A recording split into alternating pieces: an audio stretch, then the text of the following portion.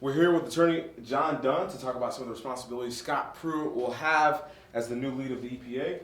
John, what does it mean to be the lead of the EPA? You have a cabinet level position that is in charge of the agency that is primarily responsible for the protection of our environment, including air, soil, surface water, underground water, drinking water, and also affects industry because it regulates the production and disposal of hazardous waste, the generation of air pollutants, as well as stormwater runoff and other types of things. So he's got a big job. He does have a big job. A lot of cover. But we're just going to focus on 4 things for this particular thing. So let's talk about some of these things. So what do you have written up here? Well, the first thing that he's going to be in charge of and be primarily responsible for is enforcing the existing rules. We've talked about hazardous waste production, we've talked about spills, we've talked about contaminating surface water, we've talked about drinking water, and also air. There are rules that are already in place for that he's going to be responsible for enforcing. And number 2? He is responsible for proposing administrative changes because, remember, nothing is permanent. Everything changes, it's renewed, it's reviewed periodically.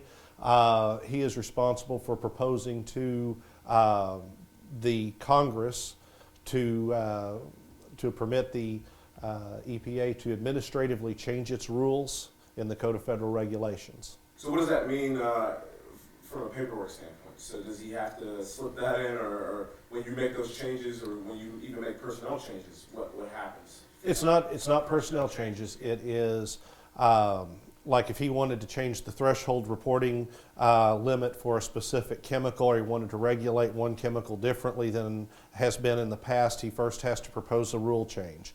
Following the administrative code, once he's proposed that, you allow public comments, and then the administration will take action on the rule change. Got it. So that moves us down the list. He will oversee delegation to the states because a lot of the regulations that we have in especially the air and water realm are also regulated by the states. And what happens is the federal government sets a guideline and says, here's what we're going to do, here's what we expect, and then goes to the states and says, tell us how you're going to do this. The state is then obligated to provide its own program for how we're going to manage clean air, stormwater, safe drinking water, whatever the issue is, report back to the federal government to get permission to handle that particular section of regulation. And that is important just because of the state of Oklahoma. We have a lot of industry that may be seen as kind of combative towards that, some of the regulations of the EPA. This is the part where federalism is important because this makes you have 50 individual little laboratories. Each state can do what it wants to, that it thinks will best serve its people and serve its interest within the federal guidelines. Gotcha. And the last one? To advise Congress and policymakers on things like carbon dioxide, emissions, environmental issues, environmental contamination, waste, anything of that nature, anything that falls within its realm. He is the chief advisor in that area to the president.